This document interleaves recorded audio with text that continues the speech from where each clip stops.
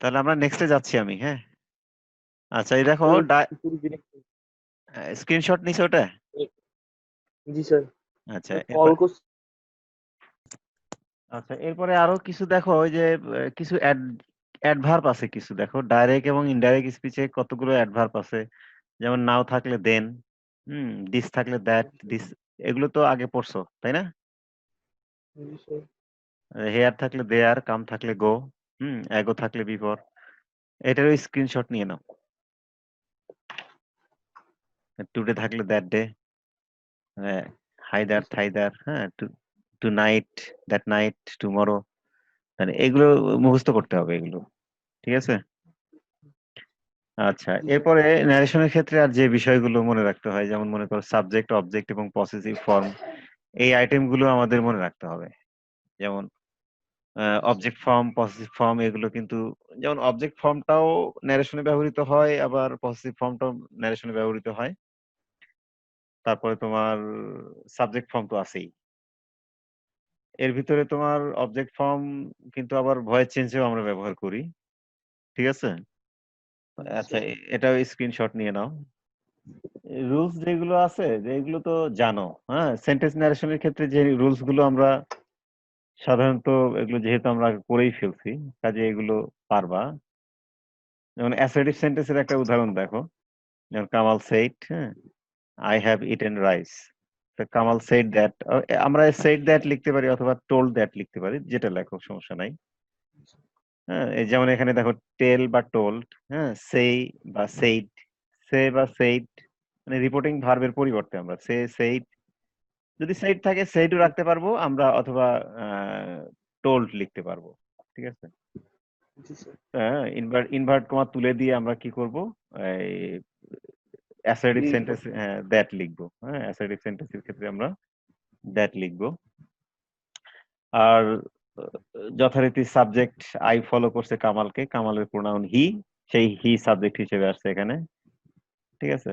যেহেতু এটা present perfect, হ্যাঁ, তাহলে আমরা পাস্ট পারফেক্টে, ইনডাইরেক্ট ফর্মে, পাস্ট পারফেক্ট ফর্মে লিখবো। তাহলে হি হ্যাড ইটেন রাইস, ঠিক আছে? Assertive sentence. আচ্ছা, আরেকটা উদাহরণ এখানে দিছে, কামাল সেড টু মি। যদি অবজেক্ট থাকে সেক্ষেত্রে আমাদের কি হয় দেখি, আই এম ইল বলছে, কামাল টোল্ড মি, সেড টুর পরিবর্তে টোল্ড লিখতে হবে। যদি অবজেক্ট থাকে তাহলে সেক্ষেত্রে আমরা সেড টুর পরিবর্তে টোল্ড লিখবো আর কি, ঠিক আছে? তাহলে কামাল টোল্ড মি দ্যাট, হ্যাঁ, আই ওয়াজ ইল, যেহেতু এম ইজ আর থাকলে ওটা ওয়াজ ওয়ার হয়ে যাবে আর কি, তাহলে হি ওয়াজ ইল। এবার আসো ইন্টারোগেটিভ সেন্টেন্সের ক্ষেত্রে, যদিও আমরা এগুলো আগে করছি, তারপরে জাস্ট একটু উদাহরণ দিয়ে আমি তোমাদেরকে দেখাই দিচ্ছি। যেমন Jamal said to me, do you know me. Jamal said to me, do you know me, ঠিক আছে? তাহলে যেহেতু ইন্টারোগেটিভ সেন্টেন্স, সেক্ষেত্রে আমরা সেড টু তুলে দিয়ে কি লিখবো, আস্কড। তাহলে জামাল আস্কড মি ইফ, আচ্ছা, ইউ কিন্তু এখানে দেখো, ইউ কিন্তু সেকেন্ড পারসন, ইউটা ফলো করবে হচ্ছে কাকে, মি কে। হ্যাঁ, এই বিষয়গুলো একটু খুব খেয়াল করতে হবে। তোমার মনে করো যে ইউ সেকেন্ড পারসন যদি এখানে আই থাকতো তাহলে কিন্তু জামালকে ফলো করতো, ঠিক আছে? আর যেহেতু ইউ সেকেন্ড পারসন, এখানে দ্বিতীয় অবজেক্ট হচ্ছে মি। এটা জামাল সাবজেক্ট, হ্যাঁ, দ্বিতীয় স্পিকার আর কি, হ্যাঁ, মি। তাহলে আমাদের যেহেতু সেকেন্ড পারসন, সেই জন্য আমাদের সেকেন্ড অবজেক্ট এখানে হচ্ছে মি, মি কে ফলো করবে। হ্যাঁ, মনে রাখার উপায় হচ্ছে তোমার ইউ থাকলে সবসময় দ্বিতীয় যে স্পিকার তাকে ফলো করবে। তাহলে ইউ এর অবজেক্ট হচ্ছে, ইউ ফলো করলো হচ্ছে মি কে। যেহেতু এটা ইউটা সাবজেক্ট হিসেবে আছে, তাহলে আমাকে এখানে অবশ্যই সাবজেক্ট হিসেবেই রাখতে হবে কিন্তু। হ্যাঁ, তাহলে ইউ ফলো করলো মি কে, মি এর সাবজেক্ট আই। আচ্ছা, সেক্ষেত্রে আর একটা ইনভার্ট কমা তুলে দিয়ে কিন্তু আমাদের ইফ বা ওয়েদার নিয়ে আসবো। হ্যাঁ, ইফ অথবা ওয়েদার। এই যে দেখো এখানে ইফ অথবা ওয়েদার আছে, ইনভার্ট কমার পরিবর্তে আমরা ইফ বা ওয়েদার নিয়ে আসবো। যদি যে সকল ইন্টারগেটিভ সেন্টেন্স তোমার অক্সিলারি ভার্ব দিয়ে শুরু হতে হবে, কিন্তু আবার অক্সিলারি ভার্ব দিয়ে যদি শুরু হয় তাহলে সেক্ষেত্রে আমরা ইফ নিয়ে আসবো, ঠিক আছে? আর তোমার মনে করো এখানে আমাদের সাবজেক্ট ফলো করলো মি সাবজেক্ট আই, যেহেতু এটা প্রেজেন্ট ইনডেফিনিট, হ্যাঁ, do you know me present indefinite, তো আমাদের কি করতে হবে, এটা পাস্ট ইনডেফিনিট ফর্মে লিখতে হবে। তাহলে নো এর পাস্ট ফর্ম নিউ। আচ্ছা, এবার দেখো মি মি মি সাবজেক্ট কি I, I first person, follow করবে কাকে, জামালকে। তাহলে জামালের প্রোনাউন কি, জি স্যার। হি। হি এর যে মিটা কিন্তু অবজেক্ট ফর্মে ছিল এখানে, তাহলে জামালকে ফলো করার পরে কি পাইলাম আমরা, সাবজেক্ট হি পাইলাম, তাহলে হি এর অবজেক্ট কি, হিম। হিম। হ্যাঁ ঠিক আছে, তাহলে এই বিষয়গুলো আমাদের কিন্তু খেয়াল রাখতে হবে। আচ্ছা, আরেকটা উদাহরণে যাই আমরা, তাহলে বুঝতে পারবো। আচ্ছা, যেমন Reba said to me what are you doing, এই যে দেখো ডাবল এস কোশ্চেন দিয়ে শুরু হয়েছে, হোয়াট আর ইউ ডুইং। জি স্যার। তাহলে আমরা যথারীতি সেড টুর পরিবর্তে কি লিখবো, আস্কড, তাহলে রেবা আস্কড মি। এবার দেখো ডাব্লিউএস কোশ্চেন দিয়ে যখনই শুরু হবে, যেটা দিয়ে শুরু হবে, সেক্ষেত্রে আমাদের কি করতে হবে, ডাব্লিউএস কোশ্চেনটাই রাখতে হবে। আর ডাব্লিউএস কোশ্চেনটা হোয়াট রেখে আমরা কি করব, এবার এই সেন্টেন্সটা কিন্তু ইন্টারগেটিভ থাকবে না, যখন আমরা মানে ইন্টারগেটিভ ইনডাইরেক্ট ফর্মে যাব। ইনডাইরেক্ট ফর্মে যাওয়ার সময় আমরা অবশ্যই কি করব, এই সেন্টেন্সটাকে অ্যাসার্টিভ ফর্মে লিখবো। হ্যাঁ, তাহলে যদি অ্যাসার্টিভ ফর্মে লিখতে যাই, তখন কিন্তু আমাদের সাবজেক্টের কাজটা আগে করতে হবে। তাহলে সাবজেক্ট এখানে হচ্ছে ইউ, ফলো করবে কাকে, মি কে। মিকে। তাহলে মি এর সাবজেক্ট কি আই, আই। তাহলে আই হলো, ঠিক আছে। তাহলে আই, এবার আসো, যেহেতু এটা present continuous, subject am is are ভার্বের সাথে আইএনজি, তাহলে প্রেজেন্ট কন্টিনিউয়াস হয়ে যাবে এটা পাস্ট কন্টিনিউয়াস, ঠিক আছে। তাহলে প্রেজেন্ট কন্টিনিউয়াস পাস্ট কন্টিনিউয়াস হয়ে যাবে। তাহলে I was doing, what I was doing, ঠিক আছে। তাহলে এটা কিন্তু খুব খেয়াল করবা যে যখন ইন্টারগেটিভ সেন্টেন্স আমরা ইনডাইরেক্ট ফর্মে নিয়ে আসবো, তখন মাঝখানে যে কানেক্টর, হ্যাঁ, আসলো, হোয়াট আসলো, এটার জি পরের স্যার। সেন্টেন্সটা সবসময় কিন্তু তোমার অ্যাসার্টিভ ফর্মে চলে আসবে, এটা সব সময়ই, ঠিক আছে। এটা একটু খেয়াল করতে হবে আমাদের। আর ইন্টারগেটিভ সেন্টেন্সে তেমন কোনো রুলস নাই। এবার আসো আমরা যাচ্ছি হচ্ছে, আচ্ছা, এই ফন্টের কারণে এই রুলস গুলো একটু এলোমেলো হয়ে গেছে, ফন্ট সিলেকশন হয় নাই তো। আচ্ছা, যাই হোক, আমাদের রুলস গুলো দেখার দরকার নাই, আমরা এক্সাম্পল দেখে এই রুলস আলোচনা করতেছি। যেমন the teacher said to me learn your lessons regularly, তাহলে দ্য টিচার অ্যাডভাইসড মি। আচ্ছা, এখন দেখো teacher said to me learn your lessons regularly, এটা কিন্তু ইম্পারেটিভ সেন্টেন্স। লার্ন ভার্ব দিয়ে শুরু, যেহেতু যেহেতু ভার্ব দিয়ে শুরু হয়েছে, সেজন্য ভার্ব দিয়ে শুরু হলে সেক্ষেত্রে কিন্তু আমাদের কি, ইম্পারেটিভ সেন্টেন্সের একমাত্র চেনার উপায় হচ্ছে যে সেন্টেন্সটা ভার্ব দিয়ে শুরু হবে। তাহলে ভার্ব দিয়ে যেহেতু শুরু, তাহলে এটা ইম্পারেটিভ সেন্টেন্স। এখন কথা হচ্ছে যে আমরা রিপোর্টিং ভার্ব এই সেড টুর পরিবর্তে কি লিখবো। সেড টুর পরিবর্তে এখানে কি লিখলাম আমরা, অ্যাডভাইসড। কিন্তু অ্যাডভাইসড কেন আসলো, অ্যাডভাইসড কেন আসলো, এটা ডিপেন্ড করবে তোমার সেন্টেন্সের উপরে। হ্যাঁ, যদি উপদেশ বুঝায় তাহলে অ্যাডভাইস, হ্যাঁ, যদি নিষেধ বুঝায় তাহলে কি, ফরবিড, যদি অনুরোধ বুঝায়, হ্যাঁ, অনুরোধ বুঝালে রিকোয়েস্ট, তারপরে আর কি আছে, আদেশ বুঝাইলে অর্ডার, হ্যাঁ, উপদেশ বুঝাইলে এখানে তোমার মনে করো যে এখানে দেওয়া আছে, কম দেওয়া আছে, আবার আরো কিছু আছে, যেমন অর্ডারের বিষয়টা এখানে লেখা হয়নি অবশ্য, জি স্যার। ঠিক আছে। তো এটা আসে নাই মনে হয়, আচ্ছা ঠিক আছে। তাহলে এখানে এই লার্ন ইউর লেসন, এটা কি, উপদেশ বুঝাইছে আর কি। সেই জন্য আমরা এখানে দেখো সেড টুর পরিবর্তে কি লেখা হয়েছে, অ্যাডভাইসড। সেন্টেন্সের ধরন বুঝে আমাদেরকে এখানে রিপোর্টিং ভার্বটা চেঞ্জ করতে হবে। তাহলে দ্য টিচার অ্যাডভাইসড মি, আর ইম্পারেটিভ সেন্টেন্সের ক্ষেত্রে ইনভার্ট কমা তুলে দিয়ে আমরা টু নিয়ে আসবো। হ্যাঁ, টু আসবে সবসময়, টু লার্ন, হ্যাঁ, my lessons, to learn my lesson. আচ্ছা, ইয়োরটা কিন্তু মাই হয়ে গেছে, কিভাবে হলো দেখো সেটা একটু। ইয়োর পসেসিভ ফর্মে আছে, ইয়োর কেমন, এটা সাবজেক্ট ফর্ম হচ্ছে ইউ, ইউ কোন পারসন, সেকেন্ড পারসন। তাহলে এখানে কিন্তু টিচার হচ্ছে প্রথম কর্তা, আর এখানে রিপোর্টিং ভার্বের পরে মি হচ্ছে দ্বিতীয় কর্তা। তাহলে এটা প্রথম, এটা দ্বিতীয়। আচ্ছা, ইয়োর থেকে আমরা কি করলাম, ইউ আসলাম, ইউ মানে সেকেন্ড পারসন, তাহলে মি কে ফলো করবে, এই মি কে ফলো করবে। আচ্ছা, মি তো অবজেক্ট ফর্ম, আমাকে মিটাকে পজিটিভ ফর্মে নিয়ে আসতে হবে। তাহলে মি হচ্ছে পজিটিভ অবজেক্ট ফর্ম, আর মাই হচ্ছে তোমার পজিটিভ ফর্ম। কারণ ইয়োরটা পজিটিভ ফর্মে ছিল, যার জন্য আমাদেরকে এই মি কে ফলো করার পরে মি এর পজিটিভ ফর্ম মাই চেঞ্জ করলাম। হ্যাঁ, তাহলে আই, মি, মাই, এই যে সাবজেক্ট, অবজেক্ট এবং পজিটিভ ফর্ম, ঠিক আছে, এই বিষয়গুলো একটু খেয়াল করতে হবে। তাহলে মাই লেসনস রেগুলারলি, ঠিক আছে। আচ্ছা, নেক্সটে যাচ্ছি আমরা। ওই দেখো উপদেশ বুঝালে, এখানে দেখো এই যে আবার রিপোর্টের স্পিচ যদি উপদেশ, অনুরোধ, আদেশ, নিষেধ বুঝায়, তাহলে সেক্ষেত্রে আমরা, আচ্ছা এখানে ফন্টটা আসে নাই, এখানে অর্ডার হবে আর কি, এই যে ফন্টটা আসে নাই, ঠিক আছে, অর্ডার হবে। আচ্ছা, এটার অ্যান্সারটা মনে হয় এখানে আসে নাই, যাই হোক আমি একটু চেক করি নাই তো, যার জন্য এরকম হয়েছে এলোমেলো। তাহলে he said to me bring me a pen, তাহলে এটা আমরা করতে পারবো, অ্যান্সারটা যেহেতু এখানে নাই, আমি বলে দিচ্ছি, লিখতে পারো। আচ্ছা, তাহলে আমরা সেড টুর পরিবর্তে লিখবো হচ্ছে, এখানে দেখো ব্রিং মি এ পেন, আমাকে একটা কলম এনে দাও। তাহলে আমরা এখানে অর্ডার করতে পারি, কাউকে অর্ডার বোঝাচ্ছে, তো সেক্ষেত্রে আমরা লিখবো he ordered me to bring him a pen. হ্যাঁ, হ্যাঁ, to bring him a pen.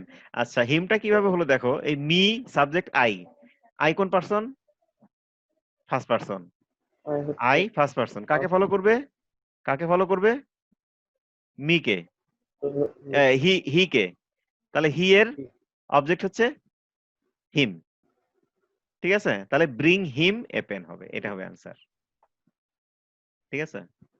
আচ্ছা, আমরা নেক্সটে যাচ্ছি আরো। আচ্ছা, ইম্পারেটিভ সেন্টেন্সের আরো কিছু রুলস আছে, দেখো যদি মনে করো রিপোর্টেড স্পিচ যদি নেগেটিভ, অর্থাৎ এই যে do not run in the sun, এখানে দেখো do not run in the sun, negative form এটা কিন্তু, ঠিক আছে। তাহলে আমরা সেক্ষেত্রে নিষেধ বুঝাতে আমরা কি লিখবো, আচ্ছা এটা দুটো রুলস আছে, যেমন do not run in the sun, এটাকে কিন্তু উপদেশ বলতে পারি আমরা, তো সেই জন্য আমরা কি করবো, সেড টুর পরিবর্তে অ্যাডভাইসড লিখবো। তাহলে দ্য টিচার অ্যাডভাইসড মি। আচ্ছা, নেগেটিভ থাকলে তখন আমরা কি করব, ওই ইনভার্ট কমা তুলে দিয়ে যে টু নিয়ে আসবো, ওই টু এর পূর্বে নট আনতে হবে, ঠিক আছে। এটা হচ্ছে imperative sentence but negative form. সেক্ষেত্রে আমরা কি করব, ইনভার্ট কমা তুলে দিয়ে টু নিয়ে আসবো, এবং আমাদের এই নেগেটিভ ফর্মটা টু এর আগে নিয়ে আসতে হবে, ঠিক আছে। তাহলে not to run in the sun, এটা মনে রাখবা। আচ্ছা, এটার আরেকটা রুলস আছে, আচ্ছা এখানে নাই, তা অথবাটা আমি তোমাকে বলতেছি, যদি আমরা এখানে অ্যাডভাইসের পরিবর্তে যদি এই ফরবেড নিয়ে আসি, যেমন টিচার ফরবেড মি, তখন কিন্তু এই নটটা চলে যাবে। যখন আমরা এই অ্যাডভাইসের পরিবর্তে ফরবেড লিখবো, তখন কিন্তু আমরা নট লিখবো না, মানে ওই বিকল্প একটা নিয়ম আর কি। The teacher forbade me to run in the sun, forbade, forbade, ঠিক আছে, বা ফরবিডেন, এটা আমরা পাস্ট ফর্ম ব্যবহার করব। ফরবিড মানে হচ্ছে নিষেধ করা। তাহলে এখানে দেখো, তো দ্য টিচার ফরবেড মি, শিক্ষক আমাকে নিষেধ করলেন, to run in the sun, রোদে দৌড়াদৌড়ি করতে, শিক্ষক নিষেধ করলেন। আর এটা যেটা করলাম আমরা, এটার বাংলা হচ্ছে দ্য টিচার অ্যাডভাইসড মি, শিক্ষক আমাকে উপদেশ দিলেন, not to run in the sun, রোদে দৌড়াদৌড়ি না করতে, ঠিক আছে, রোদে দৌড়াদৌড়ি না করতে। হ্যাঁ, আচ্ছা, ইম্পারেটিভ সেন্টেন্সে আর একটা রুলস আছে। আচ্ছা, প্রপোজড এর বিষয়টা যেটা আর কি, সেটা একটু দেখো। যেমন মনে করো ইম্পারেটিভ সেন্টেন্সে যখন লেট দিয়ে শুরু হবে, যখন কোনো কাজ আমরা একসাথে, যেমন মনে করো he said let us solve the problem, কোনো কাজ যখন সবাই মিলে একসাথে করা হবে বুঝাবে তাহলে সেক্ষেত্রে এটা কিন্তু প্রস্তাব বুঝাচ্ছে। আর প্রস্তাব বুঝাইলে সেক্ষেত্রে আমরা কি করব? রিপোর্টিং ভার্ব সেইড তুলে দিয়ে আমরা কি লিখব? প্রপোজড। ঠিক আছে? সেইড এর পরিবর্তে আমরা লিখব প্রপোজড। আর ইনভার্ট কমা তুলে দ্যাট। এবার আসো সাবজেক্টের কাজ করব। যেহেতু এখানে উই আছে তো তাহলে অবজেক্ট জি ফর্ম স্যার। তো আমরা অবশ্যই আমাদের সাবজেক্ট ফর্ম নিয়ে আসতে হবে এখানে, কারণ এখানে দেখো আজটা কিন্তু অবজেক্ট ফর্ম। আমরা আজটাকে কিভাবে সাবজেক্টে পরিণত করতে পারি? সাবজেক্টে পরিণত করতে হলে দেখো দেটা কিভাবে আসলো সেটা একটু আমি তোমাকে দেখাই। আচ্ছা, হি কিন্তু সিঙ্গুলার ফর্ম। আচ্ছা, আজ এখানে মনে করো হি জি কে স্যার। ফলো করতেছে। হি তো সিঙ্গুলার ফর্ম, কিন্তু হি এর জি প্লুরাল স্যার। ফর্ম, হ্যাঁ হি এর প্লুরাল ফর্ম হচ্ছে দে। জি হি স্যার। মানে, হি মানে কি? সে। আর দে মানে তারা। সে, তারা। মানে হি থার্ড পারসন সিঙ্গুলার আর দে হচ্ছে থার্ড পারসন প্লুরাল। জি ঠিক আছে? স্যার। মানে হি থেকে আমরা জি স্যার। দে তে পরিণত করব এভাবে আর। আচ্ছা, জি স্যার। এবার এরপরে আসো তোমাকে সাবজেক্ট তো পাইলাম আমরা। এবার আসো যথারীতি যেহেতু প্রস্তাব বুঝাইছে সেজন্য আমরা জি স্যার। সবসময় কি করব? এই সাবজেক্টের পরে শুড নিয়ে আসতে হবে। লেট দিয়ে শুরু হলেই জি স্যার। সাবজেক্টের পরে আমাদের সবসময় শুড নিয়ে আসতে হবে। উচিত অর্থে আমরা শুড ব্যবহার করি। দে শুড সলভ জি দ্য স্যার। প্রবলেম। ঠিক আছে? আচ্ছা, এবার দেখো লেট থাকবে কিন্তু প্রস্তাব বোঝাবে না, সেক্ষেত্রে আবার আরেকটা রুলস। যেমন she said let me do the work. Said এর পরিবর্তে কি লিখছি? রিকোয়েস্টেড। কেন লিখলাম? কারণ হচ্ছে যে এটা কোনো প্রস্তাব বোঝাচ্ছে না, এটা অনুমতি চাচ্ছে। যেমন let me do the work, আমাকে কাজটা করতে দাও। জি স্যার। যেহেতু অনুমতি বোঝাচ্ছে সেক্ষেত্রে আমরা রিপোর্টিং ভার্ব সেইড এর পরিবর্তে প্রপোজড আনতে পারবো না। তাহলে আমরা কি লিখবো? শি রিকোয়েস্টেড, যথারীতি দ্যাট আসবে। তারপরে আমরা ইনভার্ট কমা তুলে দ্যাট নিয়ে আসলাম। এবার আসো শি কিভাবে আসলো? মি, সাবজেক্ট ফর্ম হচ্ছে আই। আই ফলো করবে কাকে? She K. শি সাবজেক্ট হিসেবেই আছে, তবে শি আরেকটু চেঞ্জ আছে, এখানে মাইট আনতে হবে। তখন এর আগের রুলসে ছিল শুড, আর জি স্যার। এখনকার রুলসে আসছে মাইট। মাইট অথবা মাইট মাইট। বি অ্যালাউড আনতে পারো। তাহলে she might do the work. আচ্ছা, নেক্সট আরেকটা রুলসে যাই আমরা। The man said let me have a meal. হ্যাঁ, লোকটি বললো আমাকে একবেলা খাবার দিন। লেট মি এটা অনুরোধ করছে। তাহলে আমরা এখানে দি ম্যান সেইড এর পরিবর্তে আমরা ইম্পারেটিভ সেন্টেন্স এর ক্ষেত্রে আমরা সেইড এর পরিবর্তে টোল্ড আনতে পারি। এখানে জি টোল্ড স্যার। কেন আনলো? ব্যাপারটা হচ্ছে এরকম যে যদি মনে করো যে এখানে যে রিপোর্টেড এই কি রিপোর্টেড, এখানে সাবজেক্ট যেটা আছে, প্রথম স্পিকার যিনি, ইনি কাকে রিকোয়েস্ট করতেছে বা কাকে অনুমতি চাচ্ছে এরকম যদি বোঝা না যায় সেক্ষেত্রে আমরা সেইড এর পরিবর্তে টোল্ড নিয়ে আসবো। তবে হ্যাঁ, এখানে যদি তুমি টোল্ড না দিয়ে যদি লিখো রিকোয়েস্টেড তাও রাইট, তা হবে। কারণ জি স্যার। যেহেতু কারো কাছ থেকে কিছু চাচ্ছে, late me have a meal, হ্যাঁ আমাকে একবেলা খাবার দিন। কারো কাছ থেকে কিছু চাচ্ছে, সেন্টেন্সটা দেখে মনে হচ্ছে যে অনুরোধ করতেছে। ঠিক আছে? তো সেক্ষেত্রে আমরা টোল্ড অথবা রিকোয়েস্টেড যে কোনো একটা ব্যবহার করতে পারবো। তাহলে আমরা যথারীতি দেখো এখানে যেহেতু অনুরোধ বোঝাচ্ছে সেক্ষেত্রে আমরা এখানে কি বললাম? রিপোর্টিং ভার্বের পরিবর্তে টোল্ড অথবা সেইড, টোল্ড অথবা রিকোয়েস্টেড যে কোনো একটা ব্যবহার করলে হবে, দুটোই রাইট। হ্যাঁ, দ্যাট মি সাবজেক্ট হলো এখানে আই, আই ফলো করবে দ্য ম্যান কে, দ্য ম্যানের প্রোনাউন হি। এবারে হি চলে আসছে, তাহলে হি। আচ্ছা, যথারীতি প্রস্তাব বোঝাচ্ছে না সেজন্য আমরা এখানে শুড আনতে পারবো না, এখানে মাইট আনতে হবে। তাহলে হি মাইট হ্যাভ এ মিল। ঠিক জি আছে? স্যার। এটাই আর কি। তাহলে আমরা নেক্সটে যাচ্ছি। ইম্পারেটিভ সেন্টেন্সের আরেকটা রুলস আছে, মানে he said Reza come here. এই যে যেহেতু এখানে কাউকে সম্বোধন করছে আর কি, ঠিক আছে? কোন ব্যক্তির নাম থাকলে সেখানে আমরা কি করব? ব্যক্তিটাকে ইনভার্ট কমার ভিতর থেকে বাইরে নিয়ে আসবো। আর জি যেহেতু স্যার। ইম্পারেটিভ সেন্টেন্স, তাহলে কাম হেয়ার ইম্পারেটিভ সেন্টেন্স, তাহলে সেক্ষেত্রে আমরা সেইড এর পরিবর্তে টোল্ড লিখতে পারি। কারণ রেজা বড়ও হতে পারে, এই যে এখানে এই ব্যক্তি হি, হি এর বড় হতে পারে অথবা হি এর ছোট হতে পারে। বড় ছোট জি স্যার। বা এটা তো বোঝা যাচ্ছে না, সেজন্য সেই যখন আমরা দ্বিধাদ্বন্দ্বে থাকবো সেইটের পরিবর্তে আমরা কি মানে অর্ডার লিখবো না রিকোয়েস্ট লিখবো না কি করব জি সেটা স্যার। বোঝা যাচ্ছে না। যখন বিষয়টা কনফিউশন হয়ে যাচ্ছে সেক্ষেত্রে আমরা কি করব? সেইট এর পরিবর্তে টোল্ড লিখবো। ঠিক আছে? টোল্ড। ইম্পারেটিভ সেন্টেন্স এই যে আচ্ছা, যেটা বলছিলাম ইম্পারেটিভ সেন্টেন্সে এখানে ইনভার্ট কমার ভিতরে যদি কাউকে সম্বোধন করা হয় তাহলে সেক্ষেত্রে আমরা কি করব, তাকে ইনভার্ট কমার ভিতর থেকে বাইরে নিয়ে আসবো। তো যেমন হি টোল্ড রেজা, রেজা কিন্তু ইনভার্ট কমার ভিতরে ছিল, সেটাকে আমরা কি করলাম, ইনভার্ট কমার বাইরে নিয়ে আসলাম। তাহলে হি টোল্ড রেজা, যেহেতু এটা ইম্পারেটিভ সেন্টেন্স সেই জন্য আমরা কি করব, ইনভার্ট কমা তুলে দিয়ে এখানে টু নিয়ে আসবো। এরপরে টু কাম, হেয়ার থাকলে দেয়ার। হ্যাঁ, যেমন ইম্পারেটিভ সেন্টেন্সের ক্ষেত্রে অনেক সময় দেখা যায় কি যে আমরা ওই ইনভার্ট কমার ভিতরে কাউকে সম্বোধন করে, যেমন ফ্রেন্ডস, ড্যাড, মম, ফাদার, মাদার, সিস্টার, ব্রাদার। হ্যাঁ, এরকম যদি কাউকে সম্বোধন করা হয় সেক্ষেত্রে আমরা স্টার্টিং এ লিখবো অ্যাড্রেসিং, যেহেতু এখানে ফ্রেন্ডস প্লুরাল ছিল সেজন্য এখানে দেম আসছে, যেমন অ্যাড্রেসিং দেম অ্যাজ ফ্রেন্ডস। আচ্ছা, এখানে ফ্রেন্ডস এর পরিবর্তে সাপোজ ধরো যদি এখানে আসতো ড্যাড, হ্যাঁ, তাহলে অ্যাড্রেসিং হিম অ্যাজ ড্যাড। যদি এখানে থাকতো যে ব্রাদার, তাহলে addressing him as brother. Suppose যদি থাকতো মম, হ্যাঁ, তাহলে অ্যাড্রেসিং হার অ্যাজ মম। ঠিক আছে, যদি থাকতো সিস্টার তাহলে অ্যাড্রেসিং হার অ্যাজ সিস্টার। ঠিক আছে, বিষয়টা এরকম আর কি। ইনভার্ট কমার ভিতরে কাউকে যদি সম্বোধন করা হয় তাহলে আমরা সেক্ষেত্রে আমরা অ্যাড্রেসিং দিয়ে শুরু করব। এখানে এখন যদি প্লুরাল ফর্ম হয় তাহলে দেম আসবে, আর যদি সিঙ্গুলার ফর্ম হয় পুরুষ হলে তাহলে সেক্ষেত্রে হিম, যদি মহিলা হয় তাহলে হার, যেমন অ্যাড্রেসিং হার অ্যাজ মম। ঠিক আছে, এরপরে আমরা এইটাই শুধু কি করলাম, ফ্রেন্ডস এর কারণে লিখলাম আমরা কি অ্যাড্রেসিং দেম অ্যাজ ফ্রেন্ডস। ওকে, এরপরে আসো আমরা বাদ বাকি কাজ করি। তাহলে হি সেইড তুলে দিয়ে কি লিখবো, রিকোয়েস্টেড।